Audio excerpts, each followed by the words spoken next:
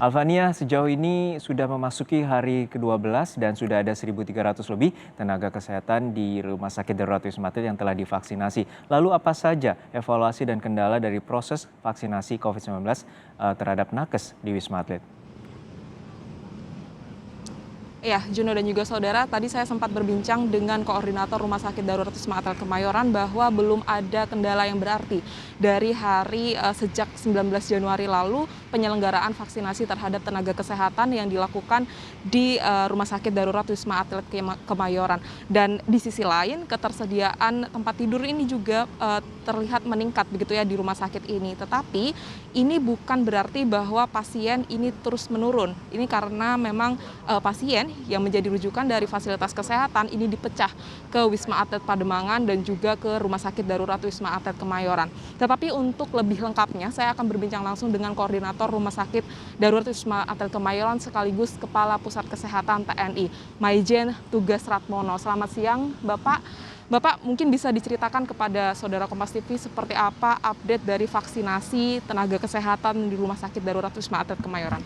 Ya, terima kasih Mbak ya. Jadi vaksinasi di Rumah Sakit Darurat COVID-19 Wisma Atlet ini ya kita sudah siapkan memang sejak awal dan saat ini kita sudah hari ke-10 untuk program vaksinasi dan sudah kita vaksin tenaga kesehatan sejumlah 1.373 ya, 73 dari yang kita rencanakan 2.579. Jadi kira-kira 53%-an ya di sana. Jadi ini sejauh ini kita melakukan vaksinasi secara lancar, aman ya. Tidak ada kejadian KIPI sejauh ini, mudah-mudahan terus berlanjut sampai selesai kira-kira seminggu lagi ke depan lah ya. Kira-kira tinggal 1.300-an ya nakes dan tentunya sehari kira-kira antara 180 sampai 200 nakes yang bisa kita lakukan vaksinasi. Jika paling tidak antara mungkin bisa 7 sampai 10 hari ke depan kita lakukan vaksinasi untuk tahap pertama ini. Jadi vaksin pertama untuk para nakes selesai ya. Kemudian kita akan lanjutkan 14 hari kemudian dari mereka yang sudah vaksinasi untuk melaksanakan vaksinasi yang kedua. Untuk targetnya di vaksinasi kedua ini kapan, Pak? Tentunya setelah 14 hari dari minimal ya, setelah 14 hari dari vaksinasi pertama. Jadi mereka yang sudah pertama katakanlah 14 hari yang lalu tentunya besok sudah harus divaksinasi ulang ya.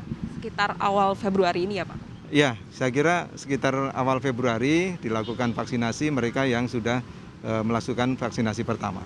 Bapak tadi menyebutkan belum ada kendala di hari kesekian, tapi seperti apa antisipasi dari pihak rumah sakit misalkan nanti ada efek samping yang diterima oleh tenaga kesehatan?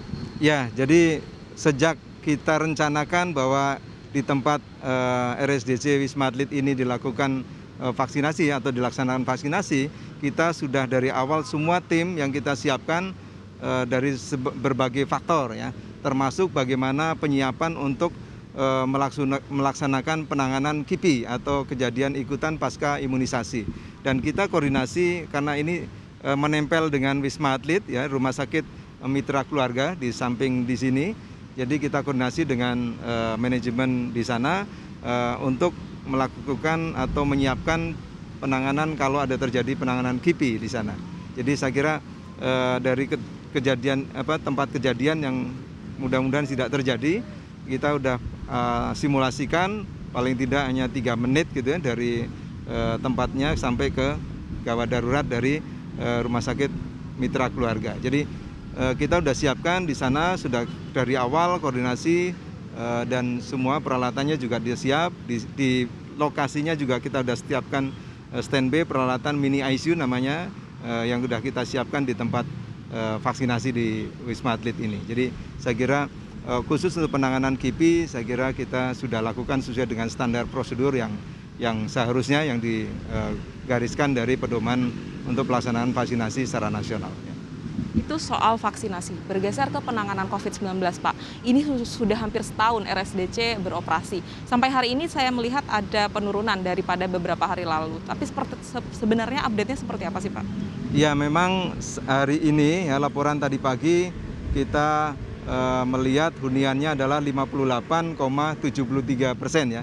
Yang benar 58,73% dari hunian tempat tidur 5.994. Jadi dihuni 3.520 pasien saat ini, dan semuanya adalah pasien yang bergejala di tower Rumah Sakit Darurat COVID-19 Wisma Atlet dari tower 4, 5, 6, dan 7.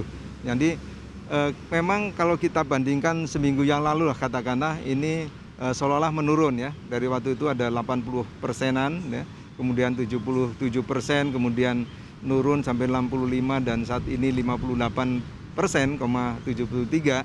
Jadi ini saya kira suatu penurunan dinamis ya, yang tentunya ini masih fluktuatif, bisa juga meningkat ya. Jadi ini antisipasi kita adalah tetap waspada bahwa kita masuk ke peningkatan atau lonjakan yang bisa sampai 80% katakanlah, dan kita sudah siap dengan SDM, siap dengan semua alat peralatan, dan bahkan kita juga siapkan untuk IGD, kemudian IMCU, kemudian Intermediate Care Unit ya, dan juga High Care Unit dan ICU transisi yang saat ini kita siapkan untuk menyiapkan kalau dirujuk ke rumah sakit rujukan COVID-19 di DKI. Ya. Bapak menyebut walaupun ketersediaan kamar ini sudah meningkat, tapi apa yang harus menjadi catatan kepada masyarakat melihat peningkatan dari pasien COVID-19 ini, Pak?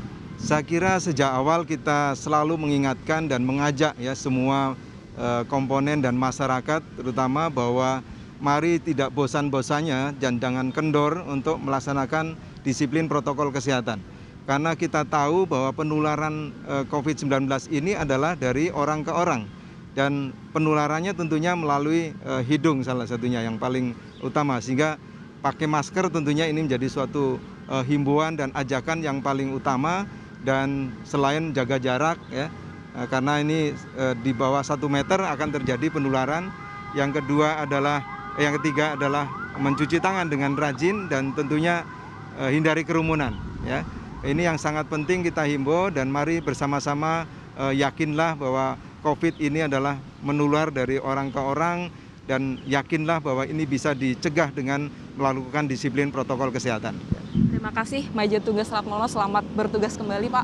Ya saudara, itu tadi pernyataan dari Koordinator Rumah Sakit Darurat Wisma Atlet Kemayoran bahwa hampir setahun kita hidup bersama pandemi COVID-19, tetapi tentu saja walaupun tenaga kesehatan ini sudah siap, semua rumah sakit juga sudah dipersiapkan, masyarakat juga harus berperan untuk tetap menjaga protokol kesehatan. Juno. Baik, hingga saat ini okupansi dari keterisian Rumah Sakit Darurat Wisma Atlet mencapai 58,73%, dan saat ini upaya untuk memvaksinasi tenaga medis masih akan dilakukan dengan target 2.579 nakes di Rumah Sakit Wisma Atlet hingga sepekan ke depan. Terima kasih rekan Alfania Rizky dari Rumah Sakit Darurat Wisma Atlet